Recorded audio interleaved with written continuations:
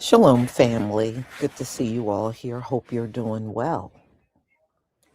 Well, one thing that's been very interesting about being in America for generations, although we know we are hated, we are also looked upon to be the saviors. Oh, you know how many videos I have seen, especially since Trump has re entered the White House as president? I've seen many where people really truly believe we are the ones that will save America. And it's amazing that they think these things because we are rising. We are. We are definitely rising. Things are changing. But that rise is not going to be to save America so that the same people in charge will remain in charge. It will not be for that purpose. Sure, you still have many that don't accept their time is up, but it is up. And when we come into power, it's going to be a very different place on earth. All of this oppression and racism and all of this is going to be gone, and we'll be under the rules and the laws and bylaws of our Heavenly Father. And all of this stuff that we're looking now, we won't see any of these laws and all these unjust balances that we're looking at today. That'll all be gone. So, yes, it is going to be saved, but not for the Gentiles, because the time of the Gentiles is coming to an end.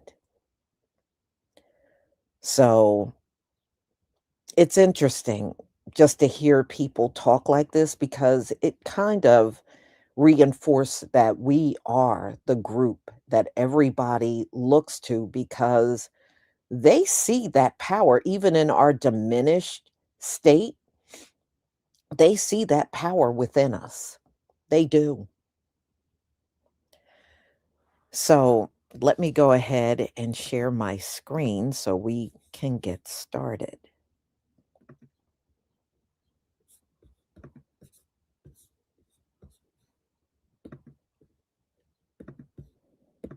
Please give me a 1 if you can see my screen.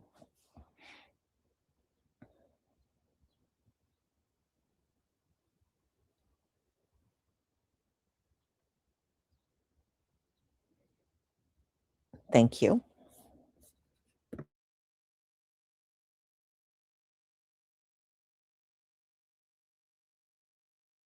America is going to be saved by Black people. It is the ungovernability of Black people that you can bank on. I'm like, we are going to save this nation because who was the number one group that was not getting that vaccine? College is not the freest place in the US. Come to the hood. Yeah, in the hood, that's what I keep saying. It's not going to go down like that. They're going to go in the hood and be like, okay, this is the last thing that we got to do is we just have to take their photos home. They can't talk about Israel. That's what I'm watching. I'm live streaming that because I'm like, don't think it's going to go that way. I make the joke with Theo Vaughn because he comes over here for dinner. I'm like, at the end of the day, it's not even a joke. I'm like, America's going to be saved by Black people. And Milo said, he's like, it is the ungovernability of Black people that you can bank on. I'm like, we are going to save this nation because, as you can see, we have this. For some reason, there's just something within us that we're just like, no, actually. When they bring out the droids and they're going to take out the robots and they're going to be like, okay, we're going to control everything that you do and monitor you. Who was the number one group that was not getting that vaccine?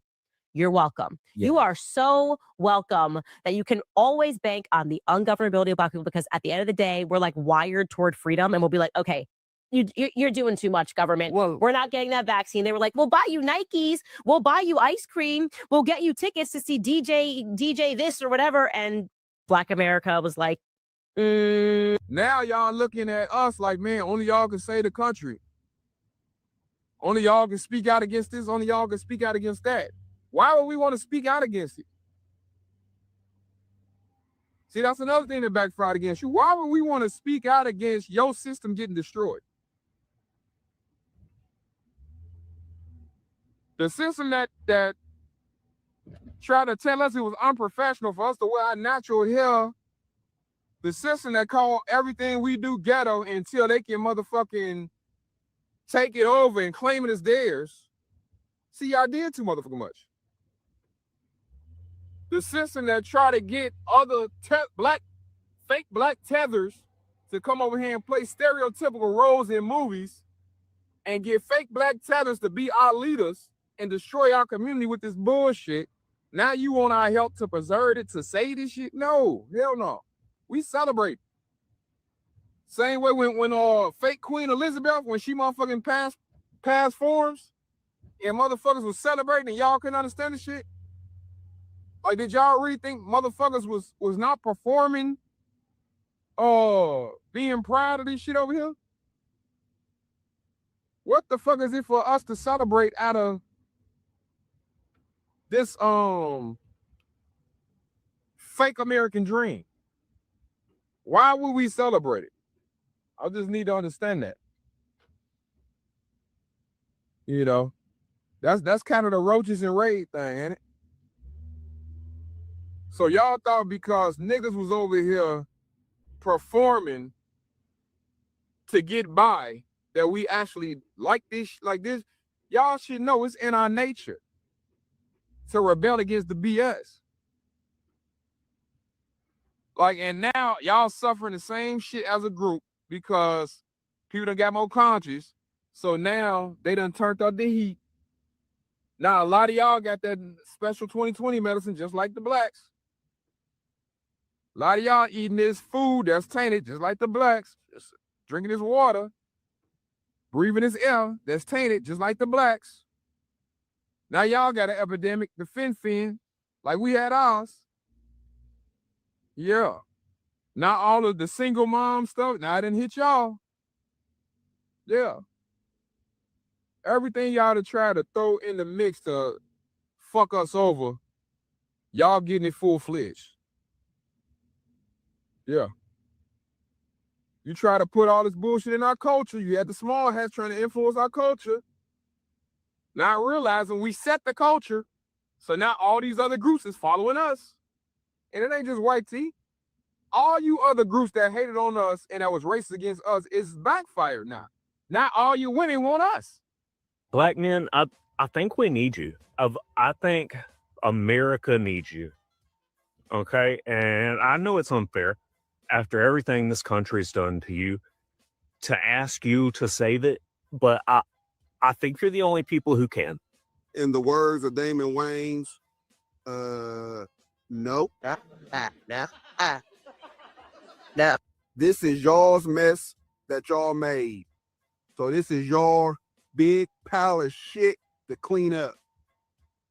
We are minding our black-owned business from 2025 to 2029. Y'all are constantly baiting us with the rage bait and all this other dumb shit. But we know what y'all's end goal is.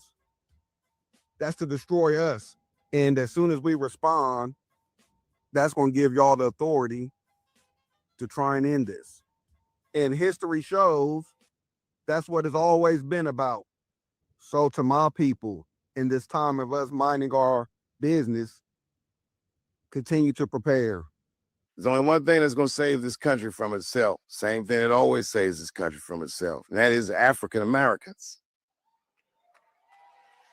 Right. And I know the question that a lot of y'all have in your minds is, should we do it? Yeah, fuck yeah, we should do it. Listen, no matter what they say or how they make you feel, remember, this is your country too. It is incumbent upon us to save our country. And you know what we have to do. Every able-bodied African American must register for a legal firearm. I've given this a lot of thought. I don't see any peaceful way to disarm America's whites. Black people are saving America by sitting out. The minute Black people join out in the streets en masse, they will enact the Insurrection Act. We will be under martial law. As long as the people who are in the street have lighter skin, they will receive more empathy from the public as they watch what's happening on the news. But if they see Black people out en masse and clashing with the police, the people of America will side with Trump. They will give their freedom up willingly and allow for Trump to go into martial law. But if there is a white presenting Latino immigrant out there who presents white and speaks decent English and is screaming nigger at a Black cop, the white viewing audience in America will have sympathy for that white presenting protester. And therefore, Trump will have to go through more steps to get the public to accept him calling for martial law because of these mostly peaceful protests. But again, the minute Black people show up in mass, that sympathy from the public will be gone. The public will then shift and say it's law and order, support the blue. And they will go along with Trump enacting martial law. America will sign over their rights just so that they can see Black people harmed. So by sitting out, we delay Trump declaring martial law for the whole of the United States. Black people, even by sitting out, we're saving your skin. As quiet as kept, Black Americans is who is saving America. As quiet as kept, if the children of the sun didn't reside in America, they would have been set this bitch off.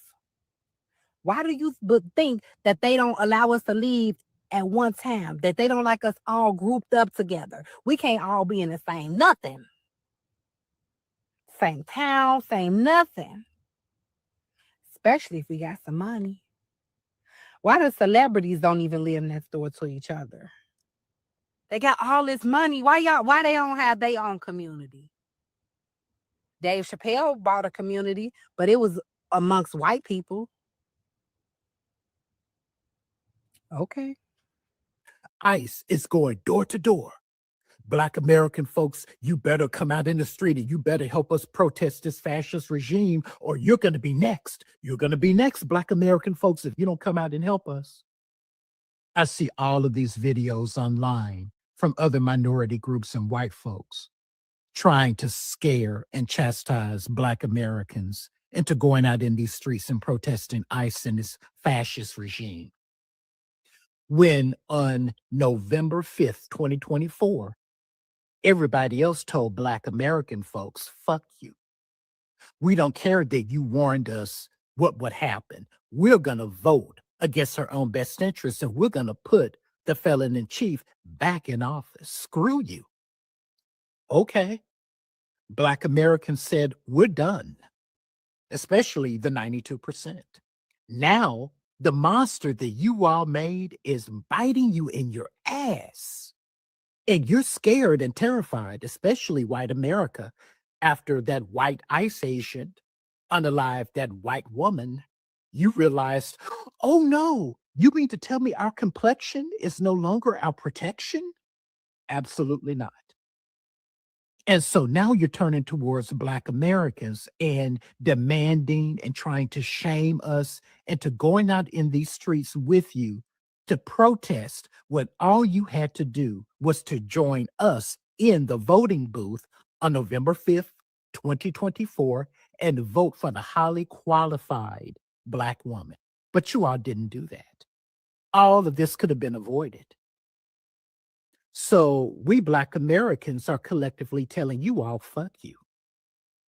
Every time I hear one of you all say, you Black Americans are next, you show how brutally ignorant you are of American history, because we Black Americans were the first and have been the always targets of this dystopian government. And I will always say the United States of America has been dystopian since day one. You can't create chattel slavery and enslave other human beings and consider them property and subhuman, codify that into law, and have that be the default for hundreds of years. Create every system in this country that is racist, so it is systemic, and then turn around and go, what happened to our country? How did we get here? We have always been here. You all are just now waking up to what Black Americans have always known and have always experienced. Have at it. Black Americans, and I love this saying, we are showing you better than we can tell you. Black Americans have been chattel slaves. Our activities and our movements have always been monitored and restricted. Slave codes, Reconstruction, Jim Crow, segregation, stop and frisk. How quickly you all forget. So this, oh no, they're going door to door. Oh well, I don't know what you all are going to do, but Black Americans, we're going to continue to do what we have been. Stepping back, protecting ourselves and our community, because you all are going to have to fix this mess that you created out of your arrogance and out of your racism and out of your false sense of superiority. Because see, Black Americans are considered by everybody else to be on the lowest rung of the ladder when it comes to humanity. November 5th, 2024 proved that emphatically, without a shadow of a doubt. There has never been, nor will there be, any solidarity with people who believe that they are superior to we Black Americans. We know that. We got that message once and for all, loud and clear. So you all are now going to have to deal with cleaning up your own mess. Better get to it. Black men, I think we need you. I think America. Black Hello, men, Ray Murphy I here, think we need representing you. Black men I of think America. America needs. Back with some more negotiating demands before we do this whole saving America thing. You know what I'm saying? I do have a few items here that's been added to the docket. Let me go ahead and put on my reading glass. Oh, hold on, guys. Gosh darn it. I don't see how you guys do this. Okay. Number one, no taxes. We do not want to pay taxes on anything or pay taxes if you can, arrange that some kind of way. I know you guys have a mighty pen, huh? The pen is mightier than the sword, I heard. Okay. Harriet Tubman 20s. What happened to those? We will need those. In our reparations, it would be nice if we had a lot of those in the payout. In the original video we discussed it already. Also, for this video, we're going to need to change the national anthem, okay? The song has not been determined just yet, but we're working on a couple of ideas. We don't know who'll bring something new or bring an old one back to the table. But yeah, I'll get back with you with some more demands, and we will continue this conversation in the next video, I guess. Hey, you guys have a good day. Black patriots fought and bled on the battlefields of the American Revolution. And they really did. When you read the history, what they gave up, they gave everything to smash the chains of slavery and preserve our nation. And they did it with incredible bravery. They helped win the Wild West, tamed the skies, and save freedom in the Second World War. They're warriors. From the very beginning, Black Americans have been a vital part of the American story, helping to make this the greatest nation in the history of the world. So true. Thank you. We thank you. We thank you for. Did you know that Black America said Cadillac in 1934? Cadillac wouldn't even exist today had it not been for Black America in 1934. I can tell you exactly how they did it. First, you have to understand Henry Ford had 3 car companies. First was a complete failure, sold the assets. He had a second car company which failed, and a man named Henry Leland bought it and turned it into Cadillac. And then Henry had a third company we know as Ford Motor Company, but Henry didn't really do the work. He hired some brothers and then tried to cut the brothers out. Those brothers started a car company named Dodge. So I want you to understand how incestuous this is. So Henry Leland started Cadillac. GM bought it in 1919 from him. So now General Motors has it. It's one of the top luxury brands in America. But when the Great Depression hit in 1928, nobody had money, right? So you don't have auto loans. They did not exist back then. So if you couldn't pay cash for a car, you weren't getting it, and banks failed, nobody had money. So Cadillac lost 85% of their sales in 5 years. They're literally in the board meeting to shut Cadillac down when their service manager nationwide came in and goes, I think I can save the company. Like, whatever, how? He goes, we don't sell to anybody but white people. And Black Americans in the South will pay white guys $300 cash over and above the price of the car so they can drop. The elite, the judges, the attorneys, the entertainers, go for it. And Cadillac's like, what do we got to lose? So in 1934, they opened it up, the first car company ever just to have integrated sales. And Black Americans bought so many Cadillacs in 1934, sales went up 70%. Now I want you to ask yourself, this is the Great Depression. Nobody has money. There's bread lines. How can Black Americans afford to say the luxury? I did not. How? Let's see. They couldn't put their money in banks. And all the banks failed. All the white people lost their money. The law of unintended consequences kept Black America from being harmed by the Great Depression like everybody else, believe it or not. And I talked to a gentleman who said the only reason my granddad said he knew it was a Great Depression because he saw a white man picking out of his trash. Oh, I was like, wow. But so in doing this, it turned Cadillac around. And Cadillac became the first auto manufacturer to hire Black Americans to the design and style team, not just get fact. So Cadillac became one of the first integrated brands. And all the times we have stereotypes about Black America loves Cadillacs. Now you know why. They saved the damn car. I did not. I don't know if any of my videos are going to be able to maintain the energy of the last one, giving flowers to Black folk, ultimately speaking, Black Americans, African descendants of slavery. It's one of these things that I want to highlight the reality. Like, I grew up in the Detroit area, right? Detroit from white American history is such a tragedy, but Detroit from the Black spirit side of history is a bastion, of perseverance, of being able to maintain one's authentic truth in the face of America, white America particularly. I want to take a moment to reflect like the language around this and why it's so predatory. One of the things that I've seen from my own personal life journey, coming from a Chinese American background, where my ancestors were also the people that were in some degree hunted during the times of communism, that shift of communism in China, which I do believe ultimately saved not only my ancestors, but the future of all Chinese people. But I want to take a moment to reflect, when it comes to just how English, the slave masters, the slave traders stole the language of Africans that were trafficked across the Atlantic. And one of the things that I want to acknowledge is that why it becomes so powerful in some capacity and also so dangerous if we're not aware of the power that we have is that when we say that it's the end of the world because white America is saying that it's the end of the world, the reality is that when white people have gotten what they want historically, it's been the end of my peoples, my ancestors, anybody that I know, anybody that I've connected to across this planet, it's been the end of their people when white people get what they want. And when it's the end of white people's worlds, well, quite honestly, we're doing okay. And I want to take a moment to reflect. Black Americans, when you're in this country, or just people of color in general, but I'm primarily speaking to Black Americans because people of color try so hard to get the Black card, but the second that they get an opportunity to be privileged by American history, which is built upon the exploitation of the Black body, they take it. I just want to take a moment to reflect, like, we don't have to echo the language, the spells of the colonizer that's falling to paranoia about its own consequence of how it exists in parasitic relationship to everything around it.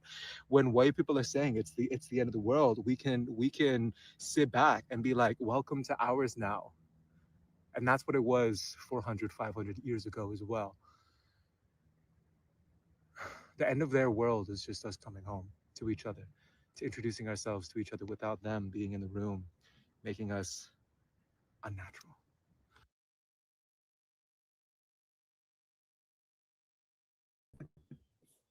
Okay. There's a reason why I added this guy in, y'all.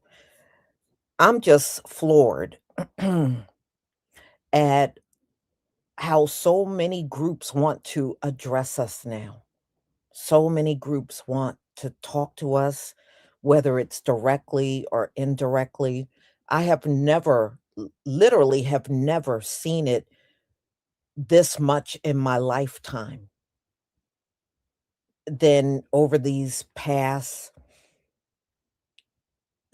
few years. I'm talking about from 2020 till now. I have never seen so many groups trying to, it's almost like they're beating the door down to address us now. And you can definitely tell things are changing rapidly and they don't know what to do. But at the end of the day, y'all made this mess. It is not up to us to clean up after you. Those days are done. And you know what that white man said about the depression and how we weren't allowed to have our money in banks? That's why most of our people didn't lose. The white people really were worse off than us during the depression. When I was talking to my grandmother on my dad's side, her mother and my grandfather's mother, they were midwives. And, you know, even during the depression, they worked, their jobs never stopped. So they didn't lose like a lot of white people lost their jobs because when the banks went under, the businesses went under. Well, my great grandmothers were midwives and their money was not in the bank. They had their money at home. Like a lot of our people during that time, a lot of our people had their money at home, not in banks. So when the depression happened, they kept right on working, y'all. They kept right on working. Their jobs were not impacted by it, you know? And my grandmother, she rented out. She bought like she owned 3 houses on her block. She lived in one and she rented out 2 houses. Plus, she had 8 pecan trees on her property. So she would take those into town to a plant that would shell them and package them and put them out in the stores. That's how she got by. Plus, she had a teaching license. So, again, her job was not impacted by the depression. During the depression, the children at the school she taught at, they were still coming to school. So, the fact that our people didn't lose our money when they had a financial crash in the country, that was the Most High keeping our people safe. That's when racism actually worked in our favor. It actually worked in our favor. We weren't allowed to use their banks, and the banks all crashed. And it was the white people that lost all their money. It was the white people that invested in stocks and bonds, which they didn't allow us. They didn't allow our people to buy stocks and bonds. They lost everything. So, you know, racism did not always work in their favor. There are many times throughout history where they imposed racism on us, and actually we came out on top. And the depression was one of those times, you know, and our people had to be humble.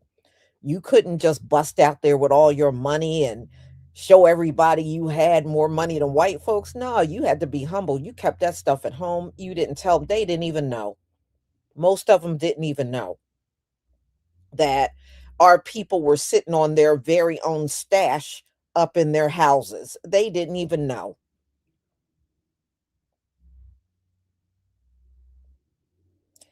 So, y'all, I do have one person, one of many ancestral shadows. Thank you so much. Pleading and splaining. They can kick rocks. They sure can. They sure can. You know, when all of these groups had a chance to bond with us, they all rejected it.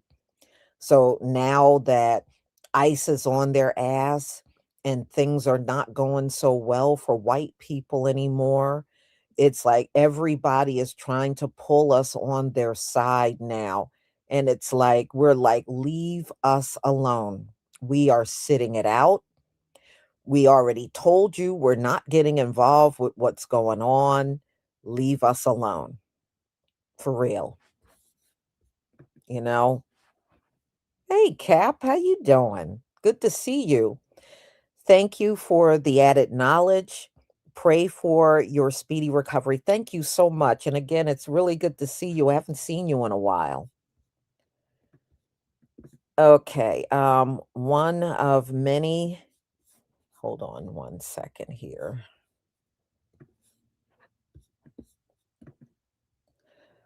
Mattress money. You you ain't never lie. Exactly. Exactly. But you know what? Our people were forced to do that because they were not allowed to open up bank accounts. So they were forced to do that. And who knew mattress money would save the day? And these people that would not let our people use the bank, they were the ones that lost everything. They were the ones that were in food lines. You know, y'all just go back and look at the pictures during the Depression. You might see one or two of our people in the lines, but the food lines were overwhelmingly white. They were overwhelmingly white. When you look, you really got to look for us because it really was not many of us up in them food lines. But white people, they were all over the country in those food lines, everywhere. And they had to be in those food lines because they didn't have any money. Shawnette, true believer of the Most High. Love your videos and lessons, says Miss Lisa. Thank you so much for being here, and thank you for your support for my channel. Yeah, yeah. I mean, life changed, but we were not as bad off as them. And you notice they didn't teach they didn't teach anybody that in history. They made it seem like when the Depression happened, everybody went through it. No, they went through it. They did. And you can see throughout history, the Most High did rain judgment down on them. And that Depression was one of those times when he rained his wrath down on them. For real. He did.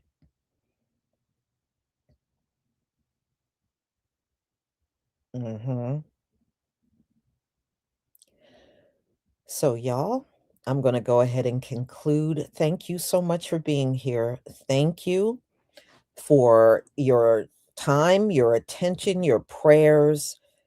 Thank you for just being you.